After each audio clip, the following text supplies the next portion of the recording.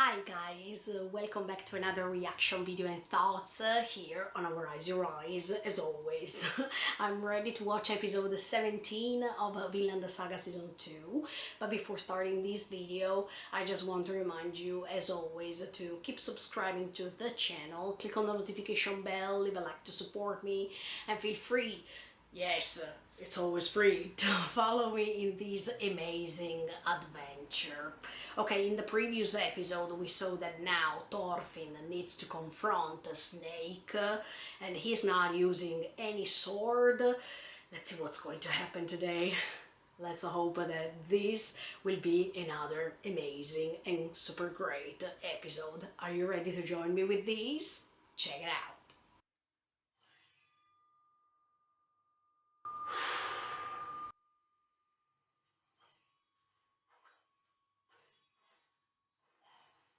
Whoa!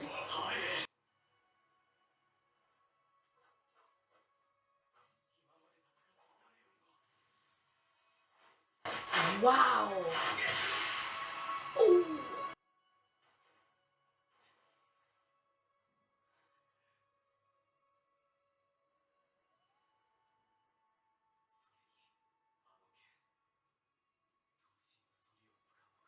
Yeah. Thorfinn, go ahead like that.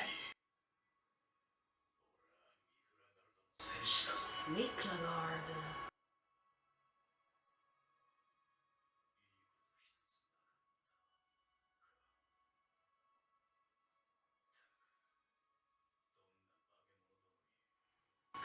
You don't even know. Thorfinn. Ooh.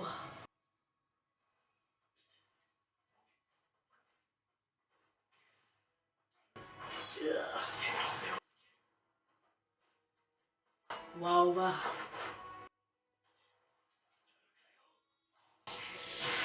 What that was first? Ah! This reminds me season 1 when he was against the Thorfinn. Ooh.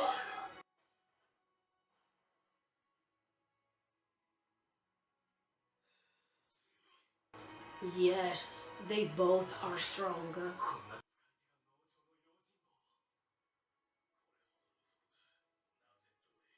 Nice questions.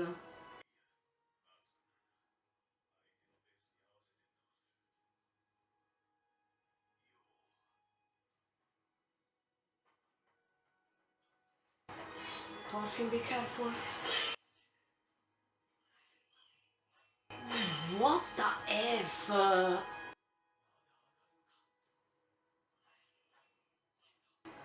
Who is a snake?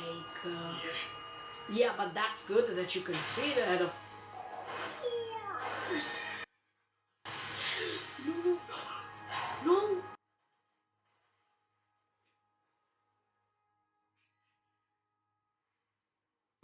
And Arnheid is over there. No.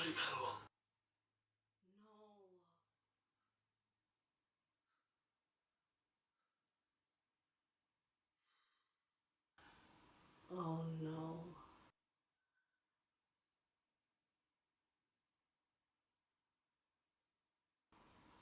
Please don't do anything reckless, Snake. Think.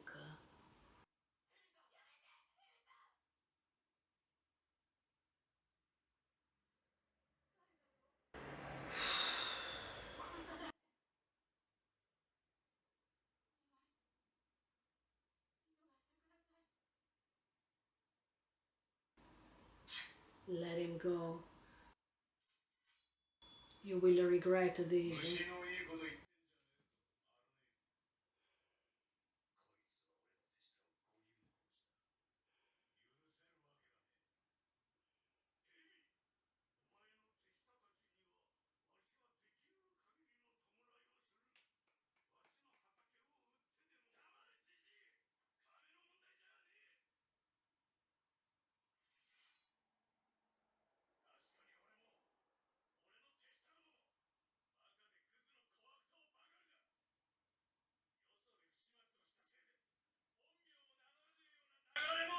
What's his real name?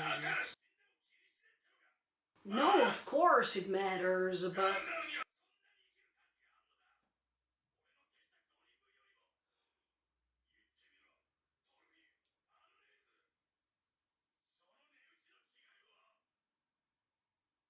there's no one superior and inferior. That's the problem.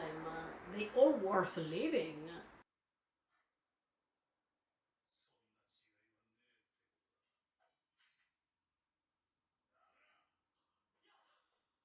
Oh no no no no no no no!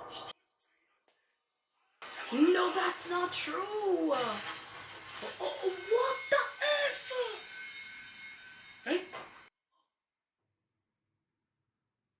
did he kill him? I don't think so.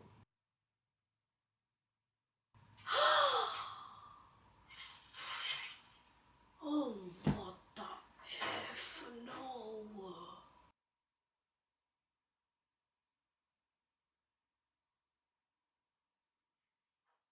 Snake, why did you do that? What's his real name anyway? I wanna know.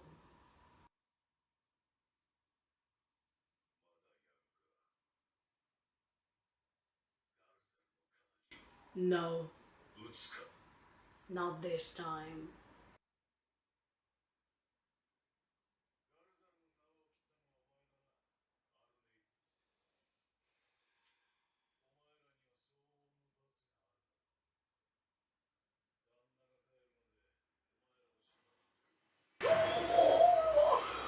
I told you I didn't feel that he was killing him. What the F?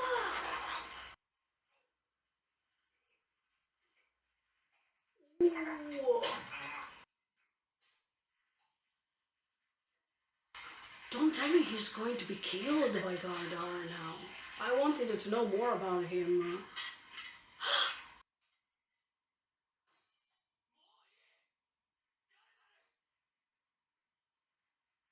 I don't think he is listening. Hello? Wake up. Uh,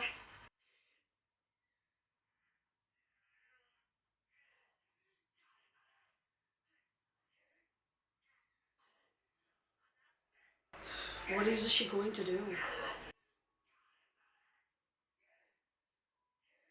Maybe she's going to tell him that she's pregnant.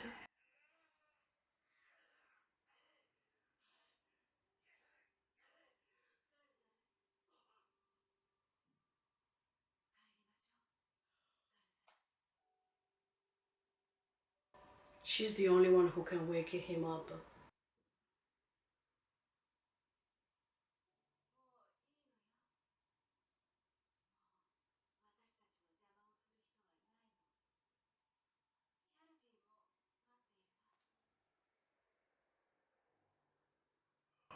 She woke him up just with these few sentences.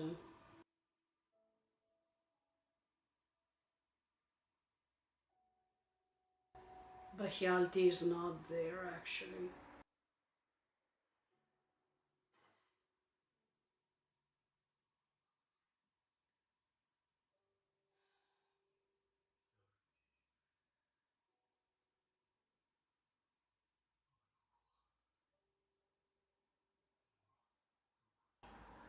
She also doesn't know, but maybe she says it's here, so no, he's going to die.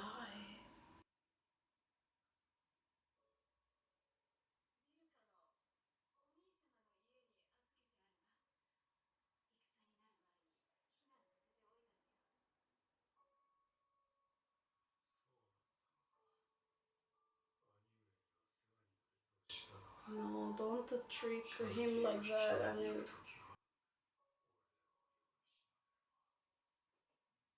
maybe she understands that he's going to die. So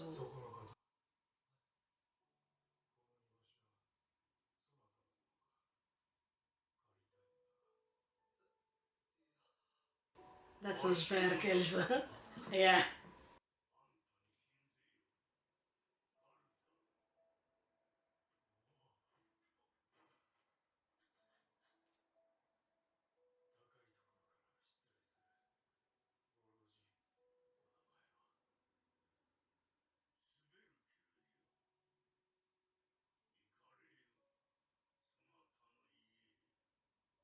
That's the right thing he did.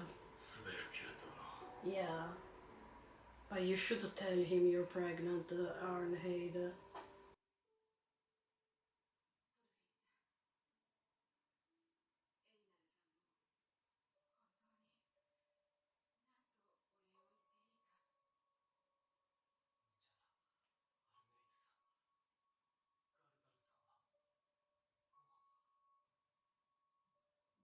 He's going to die.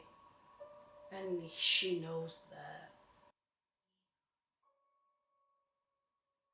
Oh no, she's going to be by herself later. But I understand her. She wants for him a peaceful death.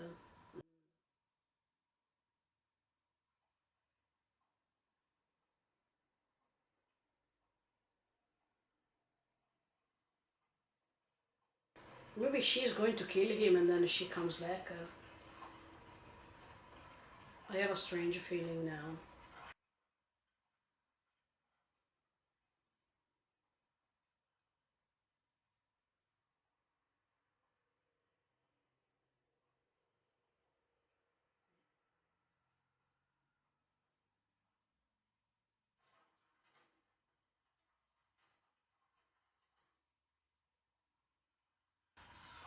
That's how he was before.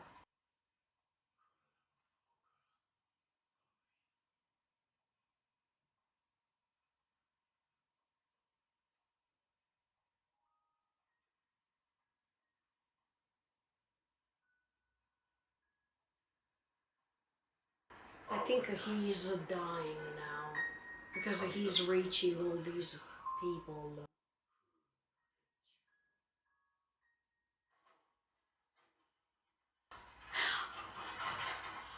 He's going to meet Hjalti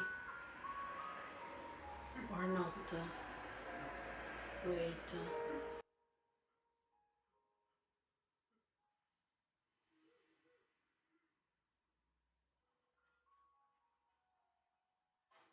That's what he was living.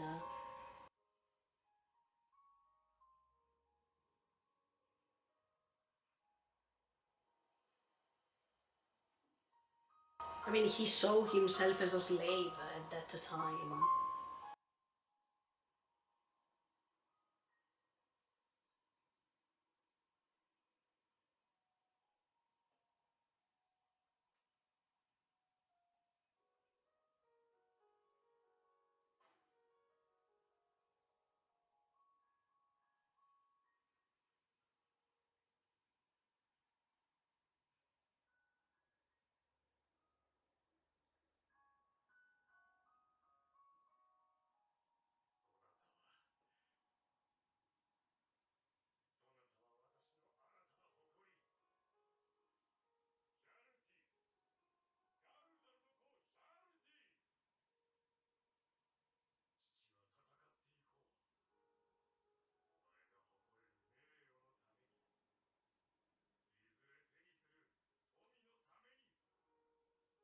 Now look what happened.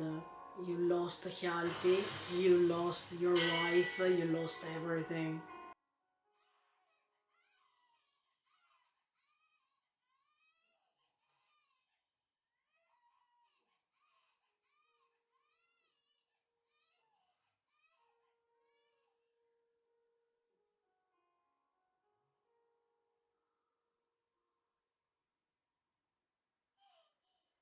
Oh, so cute.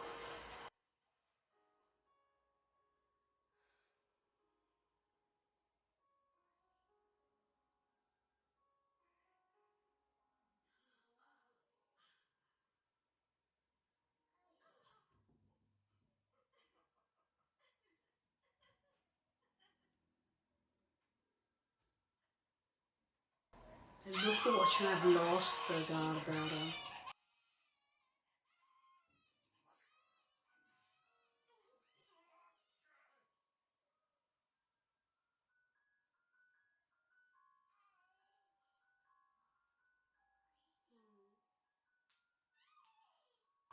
But he was kidnapped, so we don't know if Hjalti is still alive or not.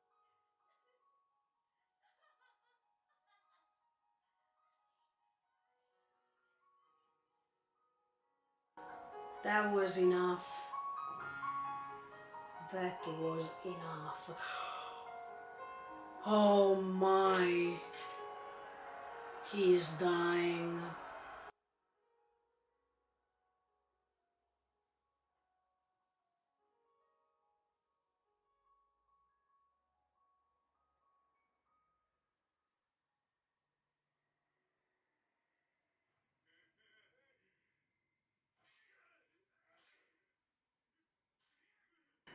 That's him when he became a slave, actually. Yeah.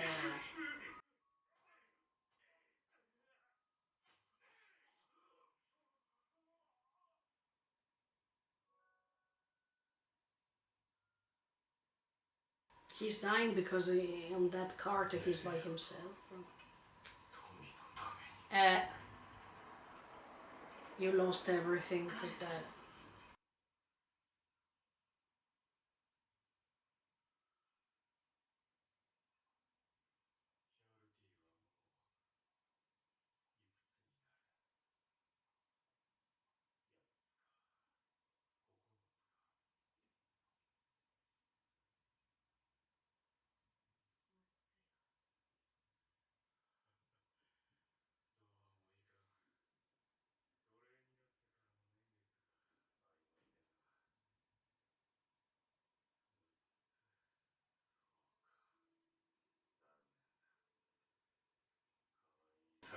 Yes.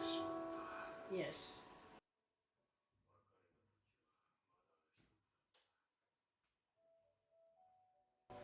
Look at how much you have lost.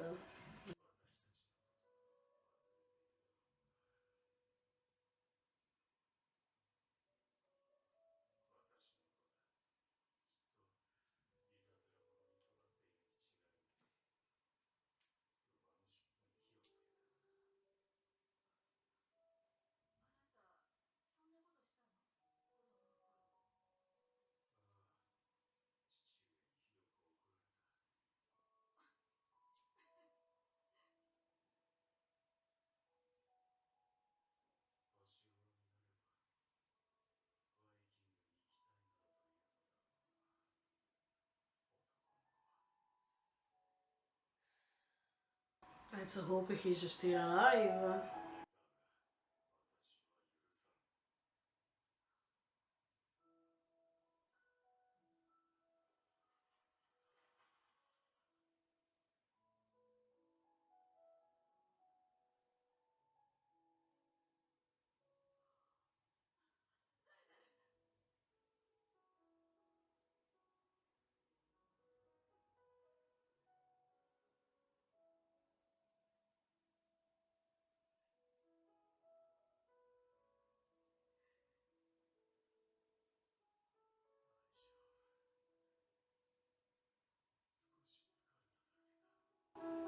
He's going to die now. Yes.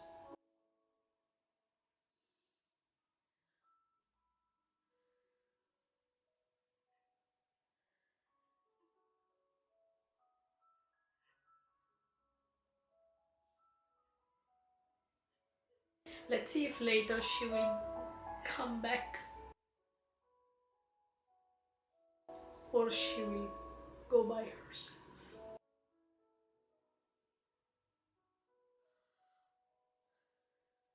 That's him when he decided to go.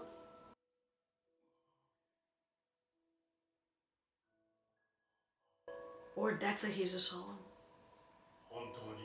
Ah, no, no, that's him one.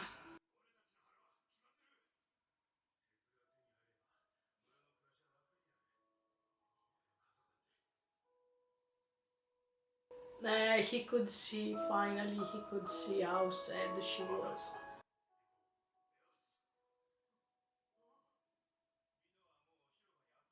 You can't change things once they are done. It's too late.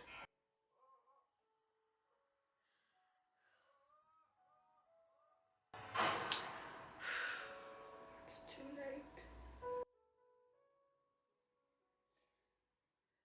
At least he knows that if he could have had the chance to go back, he would have never chose that.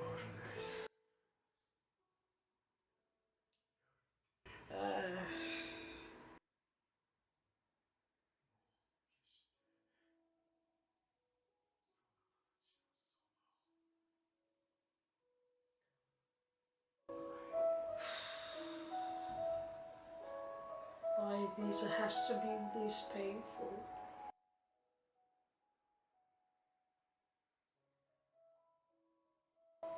He's gone.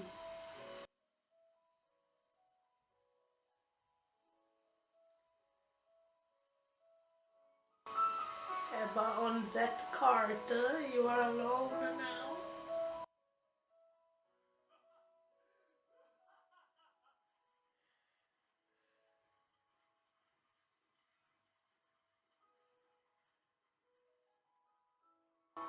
Every time they die, they see this beautiful scenario.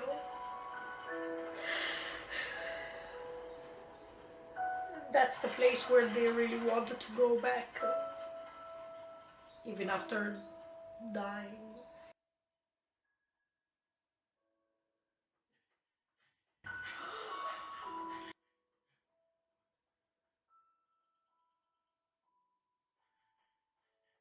You'll see something different now, maybe. You'll see what you thought you left, but so Hjalti is dead.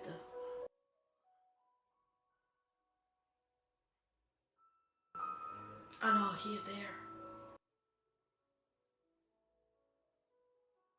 But even Hjalti died, so they can meet.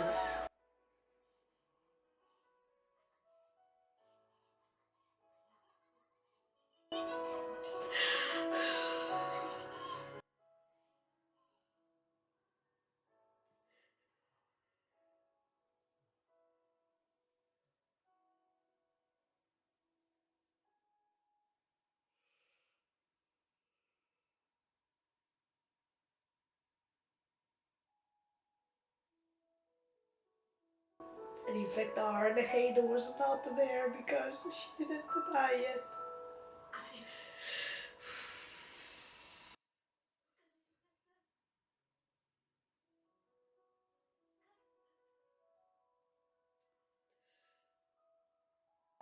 Oh no, they came to pick her up. Wow, guys, this episode was pretty intense. It's starting in a way and it's finishing in another way. But as always, I wanted to start from the beginning of the episode to analyze everything step by step. At the beginning of the episode, we continue this fight between Thorfinn and the snake. As much as I was telling you in the previous episodes, I am really curious about the snake's character because now he is even mentioning where he's coming from. One detail that I was focusing on is the fact that he says that he has a nickname, and in fact, of course, a snake is a nickname, and he can't reveal his real name. He reminds me of Askeladd because even Askeladd had a nickname, but we know that behind that nickname there was a huge story. Something that once it was told, we all I don't want to say changed our mind about Askeladd, but we understood what was behind that character that made him become how he was. So I think that for Snake, that's exactly the same thing.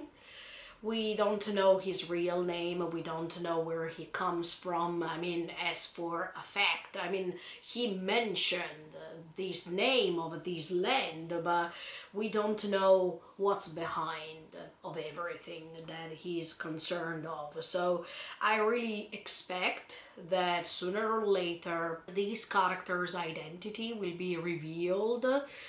And now I even understand why at the beginning when we first met him in this second season, Thorfinn had the feeling as if he had some characteristics of Askeladd.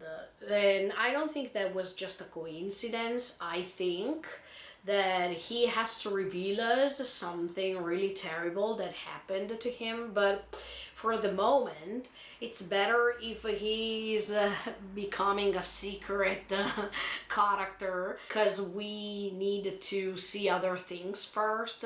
But I'm sure that little by little even this character will be revealed, and I can't wait for that. Not only because he's using a specific sword that even in the previous episode it was told that that's not the usual sword, right? But even the way in which he is fighting tells us that his background story was that terrible that he preferred to focus on fighting in order to defend himself, probably. And yeah, we needed to know more. But when he confronted Thorfinn, I like the way in which he also was saying, oh, he's too strong to be a slave.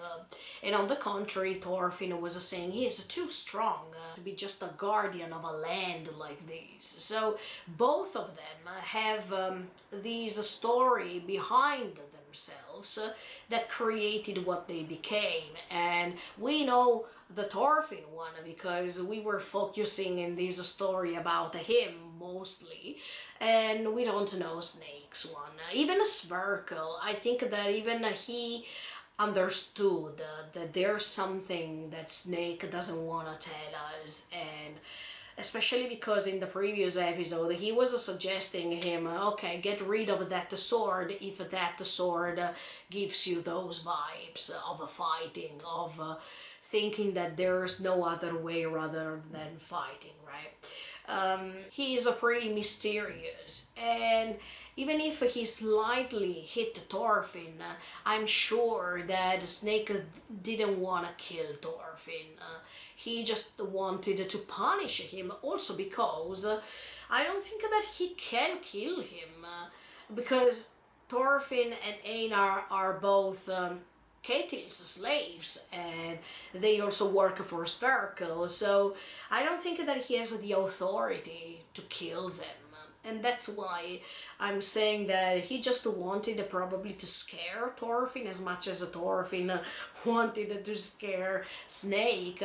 I don't know if they have something in common, these two characters, but definitely the only thing that I can say right now is that they have this background story that was scratching their personality and let them become something terrible for a period of time. But from a certain point of view, I can even say that Snake is hiding this kindness that he definitely has, because if he was not kind somehow, he would have never taken care of Sparkle in that way. He would have never paid attention. I don't think that he's doing this just because he's ordered to do this. I think that he definitely has something untold that is hidden, and the way in which he's fighting and he's replying, it's just a matter of defense, self-defense.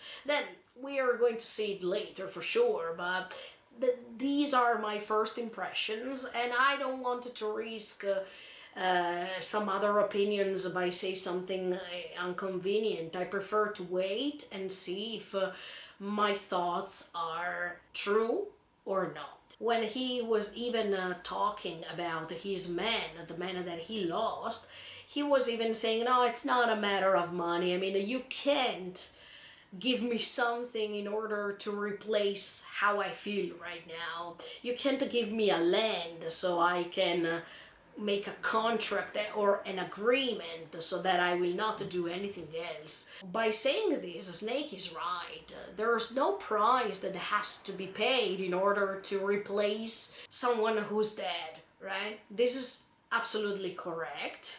But at the same time, when Snake says that life has to be paid with life, that's wrong, because the more you do this, the more you will affect others, and these chain of revengeful thoughts will never be cut. And that's the main deal, that's the main problem. I mean, the more you decide to get your revenge, the more someone else who was dear to the person you killed is going to be affected, is going to create in his or her mind these revengeful thoughts, and things will never go ahead. But in this episode, I think that the ties were cut somehow, because both Thorfinn and even Arnheid didn't want to get their own revenge about what happened to Gardar. And that's why I'm saying that the ties are cut, because I don't think that Arnheid wants a sort of a revenge, a future revenge, for everything that happened to her husband. I think that she was perfectly conscious of the fact that her husband would have never gone back to what he was at the beginning. By knowing this, and by knowing that his life was in danger, she preferred to let him believe that they were going home. And I really liked the symbolism that was used here. It was pretty emotional. I was touched by this episode, because Arnheid decides to sacrifice herself, no matter the punishment that will come later, because we know at the end of the episode that they were catching them anyway. So she knows she will be punished later for her actions, but she doesn't care about that thing. The only thing she cares of is to let Gardar believe that his fighting is over, that his search is over, because he was desperately trying to search for her and for Hjalti, and now he can rest in peace by thinking that he can go back home with all of them, even if we know that Hjalti died, and Arnheid will never be free from that land. Not only because she's a slave of Ketil, but she's also pregnant. And that means that a chapter of her life, the chapter of the life that she lived with Gardar and Hjalti, is done, is finished. And now there is something new happening in her life that makes you understand that her point of view changed, and she needs to start all over again. We don't know if Arnheid will be free or not in the future, but we definitely know what she wants to do now. And it's totally different from what she would have thought probably once she became a slave. She was perfectly conscious of everything, and I really liked even the moment in which she awoke Gardar from these rage that he was feeling when a snake tried to kill him. And the only thing Gardar was thinking was, oh, I needed to protect Arnheid. I don't want that anything bad happens to her. So that rage was a part of defending the dear people he had. But anyway, the way in which, she was waking him up was so delicate, was so peaceful, because it took few sentences to let him wake up and let him understand that he was just in a rage mode. And her voice, this reminds me of mythology, because do you remember when there were the mermaids in the Odyssey from Homerus? Even the mermaids could enchant people thanks to their voices. I mean, they had this particular melody that they were singing, and thanks to that singing, even Ulysses was enchanted. He was feeling as if he was in a parallel world. For Gardar is more or less the same. This clear and peaceful voice that is bringing him back up on the surface while he is stuck into this rage mood based on what's happening, because he wants to defend not only himself but even Hardhead. And I really liked what she says. She said, "Oh, that's enough, Gardar. We now can go home, so let's meet Hjalti together." She definitely knows that Hjalti died. Even had the hope that Hjalti didn't die, because when we watched the previous episodes in which it's clear what happened to the family, I thought that the Vikings were kidnapping this kid, or they were just turning him into a slave.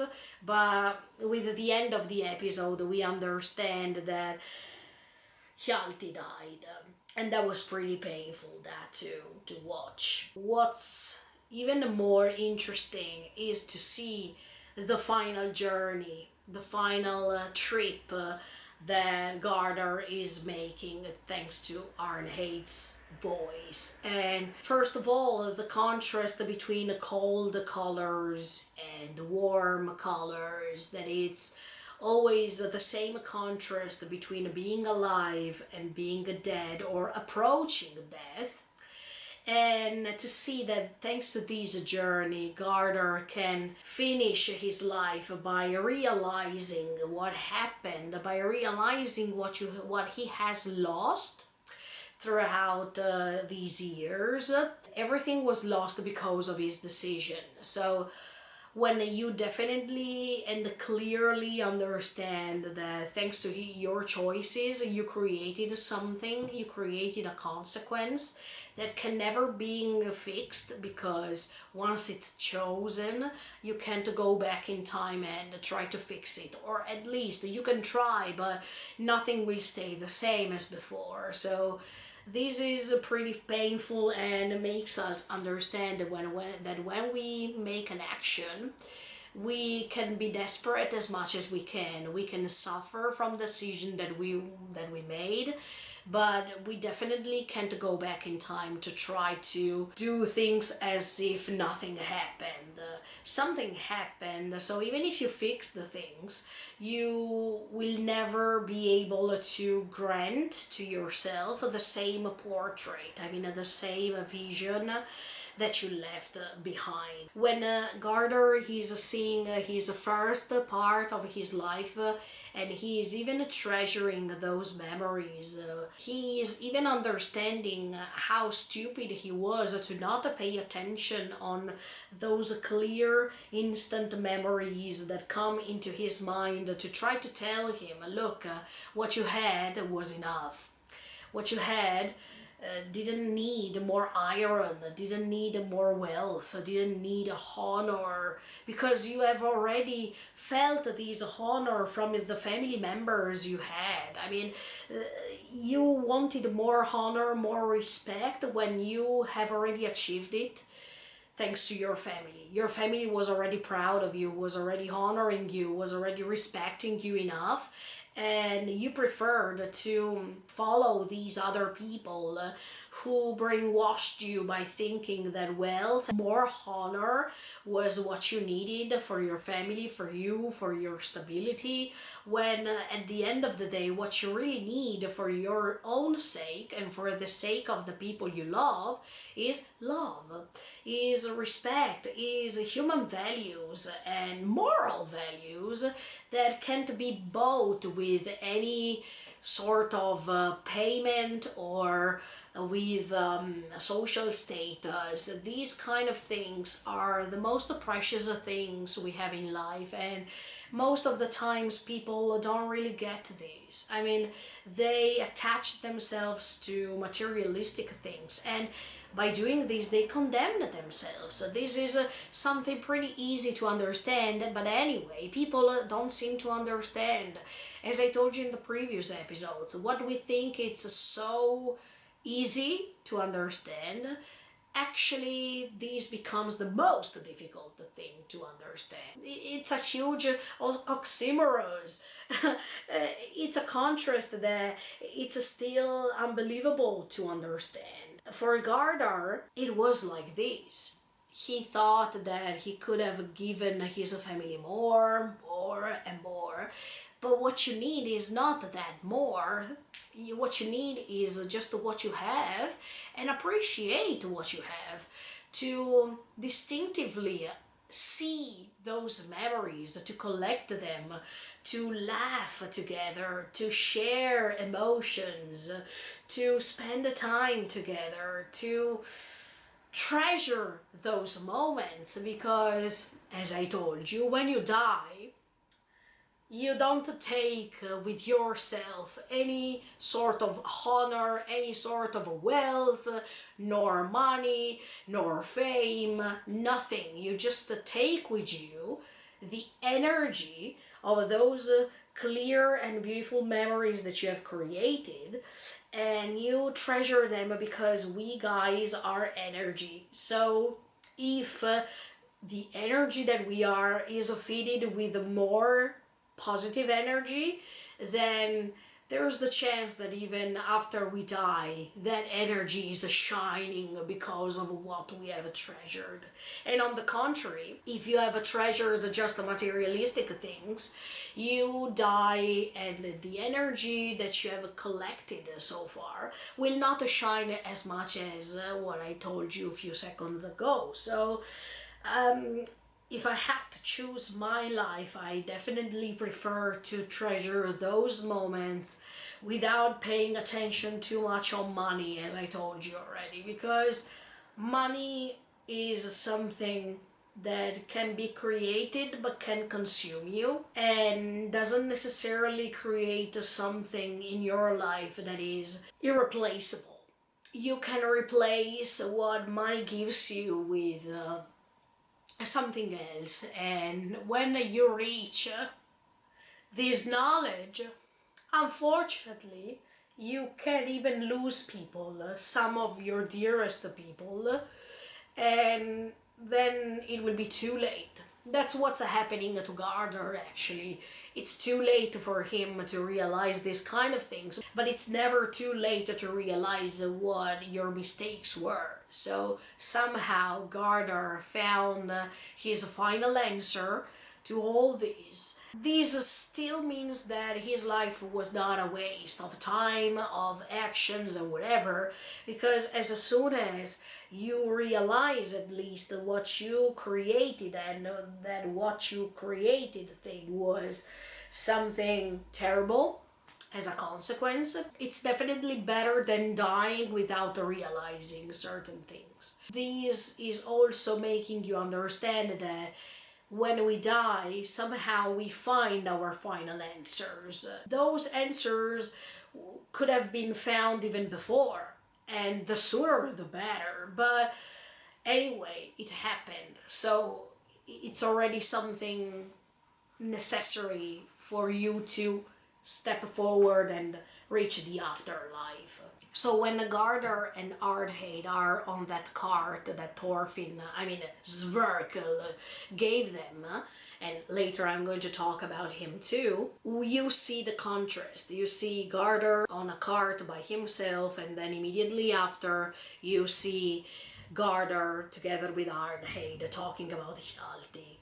And in this dualism, in this dual vision of his path to the afterlife, you see that even Gardner is saying, it's pretty cold out here. I can feel how cold I sense right now. And that's the typical image of a person who's dying, but by seeing that he was by himself on the cart, and by seeing that he was checking how he was feeling when he was a slave, you can see in the last moments of your life, I'm sure you can reproduce in your mind the best moments of your life, or actually what you have lived so far before dying.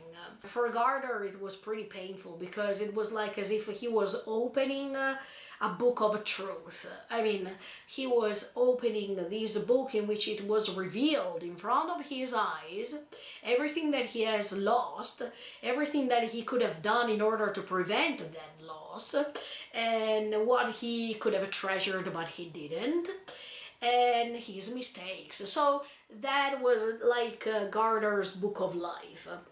In which it was written everything. And all of us have a personal book of life that sooner or later we needed to open, we needed to analyze, we needed to understand in order to proceed with our life, or in order to proceed in the other dimension when we die. So it was pretty emotional because you see how lonely he was on this card because Arnheid was not there and he had to experience loneliness even when he became a slave, the way in which he was tortured, the way in which nobody could understand him, the way in which he felt by himself and he couldn't be helped by anyone.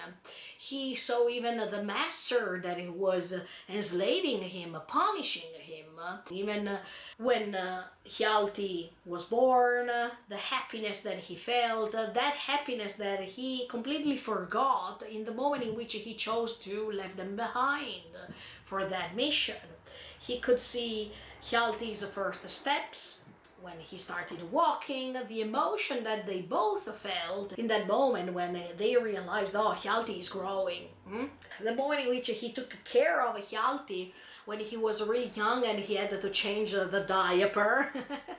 Those incredible moments that a father is experiencing at first, and the beauty of that context, how beautiful it was, all that environment and that same environment that he left behind because something was more important. But he could also realize that that something that was more important than his family took him to become a slave. And it means that that was not necessarily more important. It was just too shiny in front of his eyes to believe so, but it was just a tricky light that took him to believe that wealth, honor, and a social status was more important than his family. And that's where he made a mistake. And thanks to this final journey, he could really understand this. He understood that Arnheid was not smiling at all when he left, that Arnheid was always contrary to this plan. Even if she shouted that out, she was not listened. And I liked the scene in which the gardener of now is looking at the gardener of before, leaving them. And he could finally see with another perspective how Arnheid felt. She felt lonely, she felt scared, she felt as if she knew somehow she would have left aside alone. And something was telling her that that was too scary, that he should have not gone on with that plan. Arnheid, while Gardner is experiencing this final journey, is crying because she knows that he will die, but she wants to be there next to him because that's how things were supposed to be. A family is real when you share both good and bad moments, and Arnheid didn't want to step aside from these. She wanted to be next to Gardner even in his last moments. She was sure of this and she did it. That's why I really admire her, because no matter the new path that she's going to live from now on, and no matter the punishments she's going to receive because of this decision, she never left her husband behind, even if there was the chance to do so, because they could have killed him and she could have not cared about what was happening to him, or by pretending that she didn't know him, or by pretending that she didn't care anymore, or by saying, look, I have a new life, so who cares about you now? I'm moving forward. No, she didn't. She didn't even reveal that she was pregnant. And that was something that was done in order to protect him from the rage that he might have felt in the case he would have known. So the respect, the love that she was feeling for her husband goes beyond what she's feeling, goes beyond these uncertainty called pregnancy, because she doesn't know what's going to happen. And she was even ready to put this new son aside in order to see her husband going at least with a smile on his face. That makes you understand how much Harnheid loved her husband, how much she was respecting him till the end. But this path to the afterlife was necessary for real. Even at the end, the final result of everything that he is experiencing during this path of his consciousness, remembering everything that happened, was that he realizes the point, the missed point so far. That is, I will never leave you behind this time. And if our child wants to go and adventuring for something meaningless, I will never accept this. This was his final statement. And I think that if he thought about this before, nothing would have happened. But we can't predict life. We can't prevent things from happening. Unfortunately, we are not able to understand what's coming. We just have to wait, see, and live the moment. And maybe this is our personal curse, because every one of us believes or hopes that when we are choosing something, we do this for better, but we don't know until things are done. And we don't even know what's coming after. That's why I'm calling it a curse, because in the case we decided to do something we believe it's good for now, and then we discover that it was something terrible that could create something terrible, then there's no turning back. Then we are cursed, because we have to confront with the consequences our actions. And yeah, it's kind of curse if you think about it. But the difference is that you can change in the case you don't like the place you're in anymore, or the things you've done. You can still change. But on the other side, I don't want to judge these so easily, because it's hard to change something you desperately wanted to do, or it's hard to take another path and knowing that this is wrong and to try to do something good to fix this. Sometimes or it's too late, or sometimes it's hard to change, sometimes it's not what you have expected. I mean, there are different cases based on each individual, so we don't have a recipe that tells us what to do and that right thing to do is good for everyone. Sometimes you can, sometimes you can't, sometimes you want, sometimes you don't want. We can't judge these for everyone, and that's why I've always told you that individualism is definitely better than being homologated. Do all the same things for everyone. That's exactly what I mean.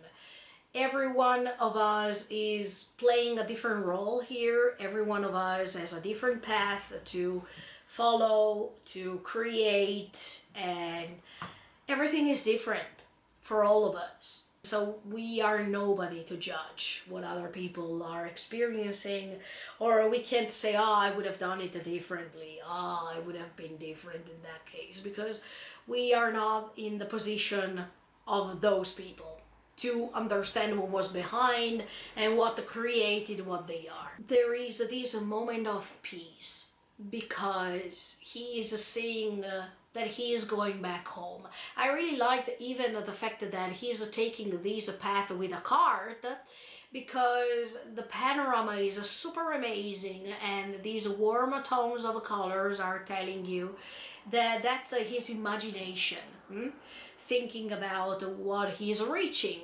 And before reaching that goal, he needed to step back and realize what he made. And that's why that path that was done with the dark tones of colors was pretty meaningful, because in order to reach peace, you have to make your final confessions first.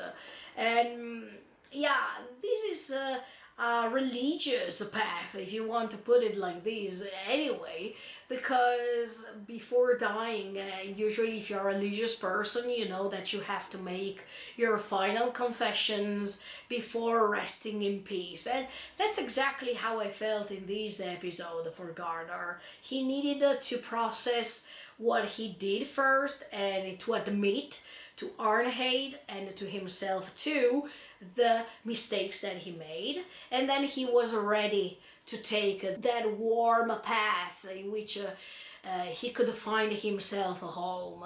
That was really, really beautiful. At the same time, those dark tones of colors represent even the fact that he is going. So there's no way that he can be saved this time. But it also represents the rage mood that he had throughout those years in which he became a slave, and he couldn't contain the pain, the sorrow, the anger that he was feeling. While now, while reaching the end of that path, on the card you see that smile on his face, and he is also saying, "Let me rest because I'm tired." And those are the typical sentences of a person who is dying, and you know that he's going by saying those words.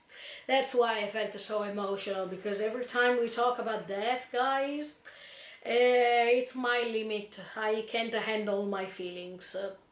Especially in the recent period when I felt really emotional and when I experienced something heavy in my life. So I can't control my my pain. I can't control my tears when it's about death. And you know this already. But now everything is extended. I can feel more subjects like these. Another thing that I want to say is when Gardar reaches home, and of course you don't see Arnheid, you only see Hjalti, and by seeing him you understand that they are both dead, and at the same time now they can spend the time they couldn't spend when they were alive. Now they have the time, an infinite time to spend, to try to recreate the moments he has lost, because Gardar also feels guilty of the fact that he lost 5 years of his son, because when he left he was 1 and he died when he was 6. So there are moments that he wasted that now are able to be recreated in the afterlife, and all the time that he wasted, now by confessing his own mistakes he has the chance to live those moments eternally, and that's the best reward, don't you think so? I mean, once you understand the crimes you committed, the mistakes you made, the failures you created by thinking things that were supposed to take you away from your family, then in the afterlife you are rewarded by having the chance to do the things you couldn't do before. And that's the perfect reward for Gardar, because you could see even Hjalti smiling, and he was so happy to reach home because he knows now what it had to be done. And now he has the chance to do so. So I'm really happy for him. I'm less happy for Arnheid because she's going to stay and she's going to confront the reality now.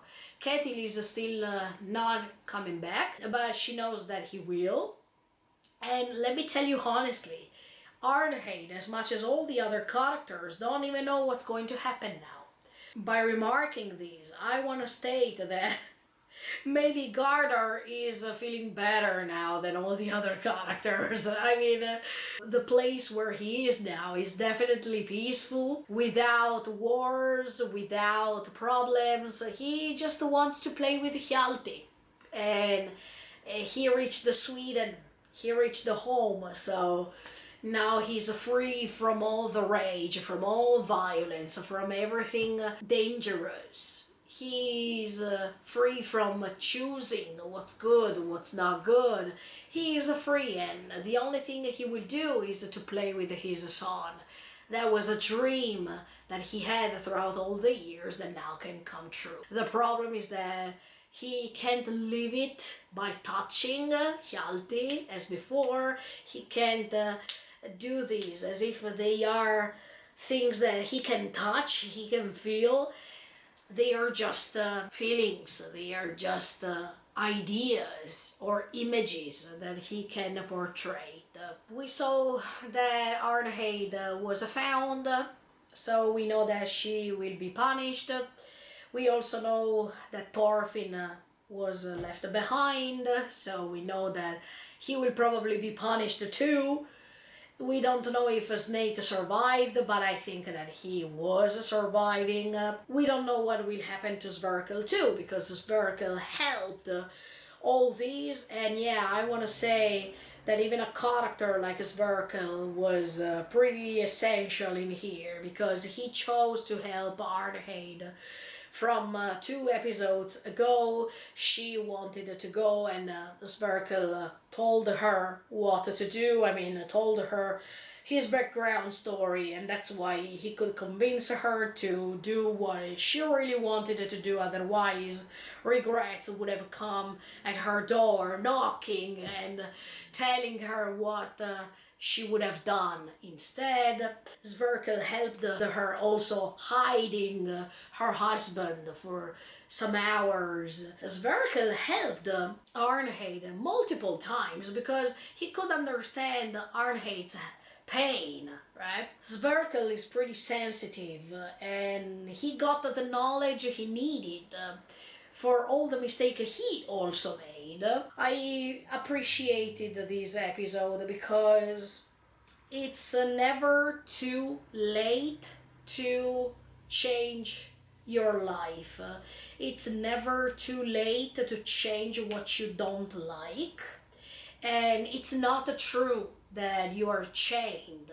It's not true that there's nothing that can be done anymore or it can't be helped. No, that's the usual excuse that we use when we have to describe a feeling that might seem to stuck you in a place, but it's just a trick of your mind, because you are the governor of your mind and not vice versa. So if you are governing your mind, you can even understand when it's time to cut the ties with the feelings, the painful feelings that you're feeling. It's up to you. And even in this case, it's not easy to do so. So once again, we can say things like these, but when it's about to do things like these, between saying and doing, in Italy we say between saying and doing there is a C in the middle. That's exactly what happens, because it's really easy to say things, but it's so hard to do those things. Even in this episode, I understand all the characters involved. I understand each perspective. I understand what Gardner wanted to do. I understand that his intentions were good, but they were too reckless. They were too instinctive. He was not thinking carefully. I understand Arneid's character. I understand what she's doing, why she's doing those things. I understand Thorfinn now more than ever, for sure.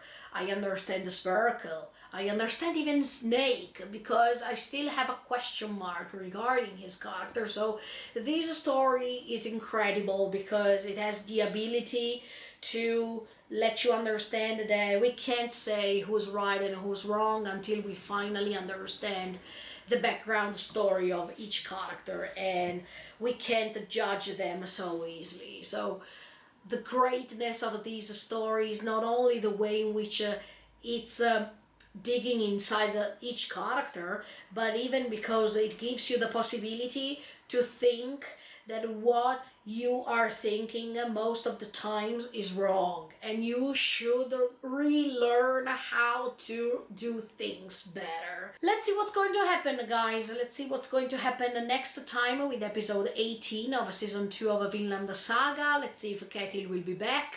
Let's see the context. I mean, what he left was not what he will find when he will be back. And let's see if Leif is approaching the farm. Let's see if Knuto is coming too. So many things are going to happen, but we didn't necessarily needed this story in the middle to understand the context when Ketil will come back, because things are going to change completely. And we needed to see even Einar if he made it. We needed to see so many things. So stay tuned and keep on watching me. Thank you so much for the support, and see you next time. Keep subscribing, and thank you for the huge support that you're giving me as always. Bye guys, see you in the next video.